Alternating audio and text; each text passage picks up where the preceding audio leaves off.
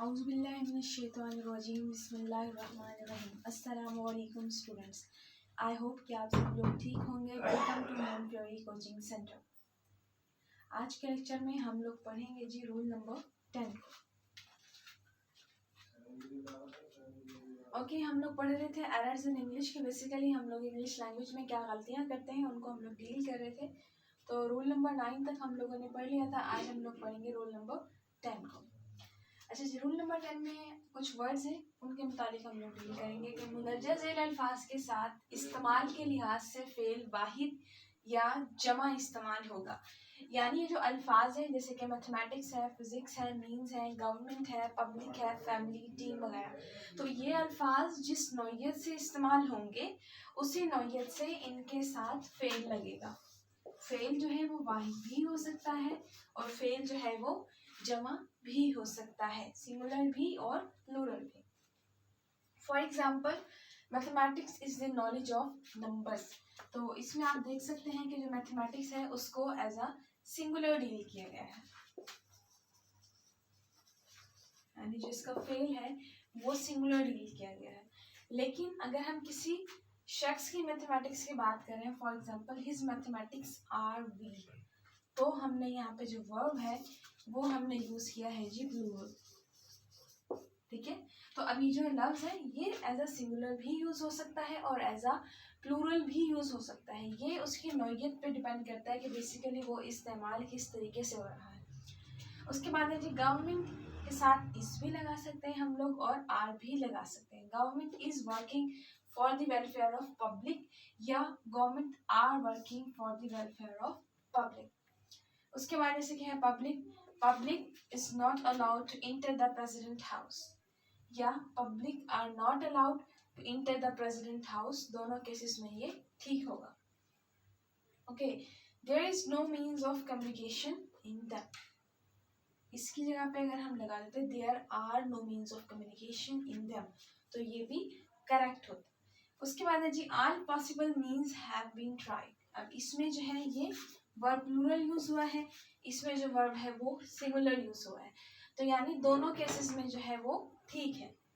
अब इसके बाद है जी are Pakistani team has good players. इसमें वर्ब क्या है, सिंगुलर है, लेकिन इसमें क्या है, physics is a, okay sorry, next one है जी physics is a good subject. तो ये भी एज अ मैथमेटिक्स, जिससे कि मैथमेटिक्स के लिए सिंगुलर वर्ब भी था, प्लूरल यूज भी हो रहा था, इसी तरीके से इसमें होगा। अब ये तो सारे अल्फाज मैंने आपसे बोले, मतलब कुछ अल्फाज ऐसे होते हैं जो इस्तेमाल के लिहाज से उनके साथ वर्ब लगता है। वो वर्ब जो है वो सिंगुलर भी हो सकता है और वो वर्ब जो है वो प्लूरल भी हो सकता है। उसके बाद आज हम लोग एक नई चीज डील करेंगे जो है कलेक्टिव नाउन्स के बारे में। बेसिकली कलेक्टिव नाउन्स क्या होते हैं, जिनमें कलेक्शन होगी, कलेक्शन ऑफ नाउन्स, यानी तो वो कहलाएगा जी कलेक्टिव नाउन। नाउन आपको पता है the name of the person, place और अ थिंग, हम पार्ट्स ऑफ स्पीच में पढ़ चुके हैं।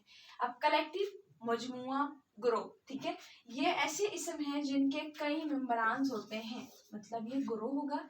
जो ग्रोह होता है जैसे कि क्लस्टर है, कोई भी ग्रोह है उसमें मोर देन वन होता है। तो मोर देन वन अगर किसी भी हम नाउन के बारे में बात करें, चाहे वो कोई भी प्लेस है, पर्सन है या थिंग है, तो वो आ जाएगा जी कलेक्टिव नाउन में। यानी ये इसम अपने पास कई मेंबरान रखेगा, तो वो नाउन कहलाएगा जी collective noun.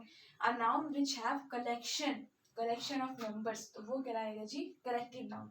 For example army, crowd, team, assembly, flock, party, audience, club या ग्रुप। काफी सारी एग्जांपल्स हो सकती है इसकी। तो इन सब में क्या है, आर्मी।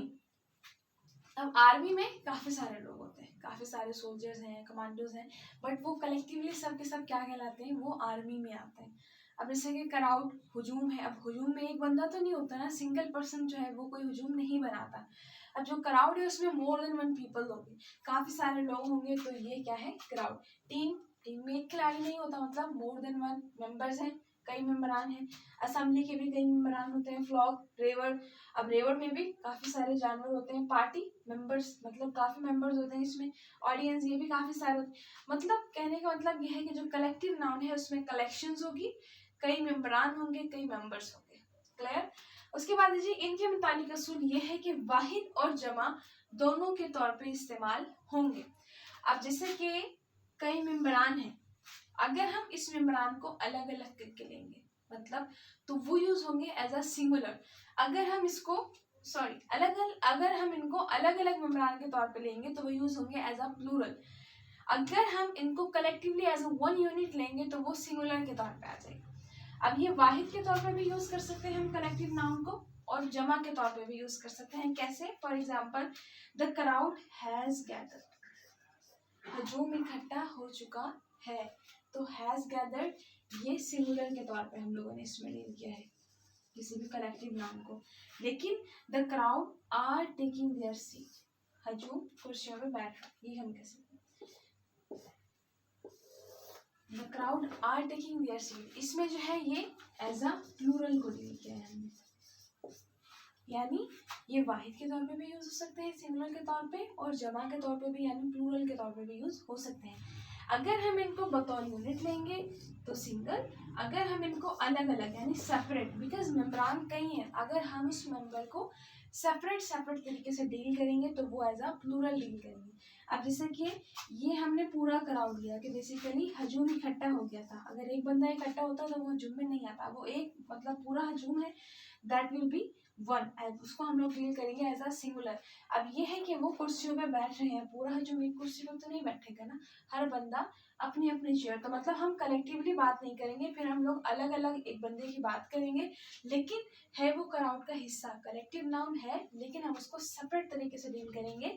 सेपरेट पर्सन अगर हम उसको डील करेंगे तो हम उसके साथ एज अ प्लूरल वर्ब लगाएंगे। ठीक है, तो कलेक्टिव नाउन के साथ कई मेम्ब्रान होंगे इनमें, और वर्ब जो है वो एज अ सिंगुलर भी डील कर सकते हैं हम लोग, और एज अ प्लूरल भी डील कर सकते हैं। आई होप कि आप लोगों को रूल नंबर 10 और कलेक्टिव नाउन्स क्लियर हो चुके होंगे। नेक्स्ट लेक्चर तक के लिए अल्लाह हाफिज़, बी हैप्पी ऑलवेज।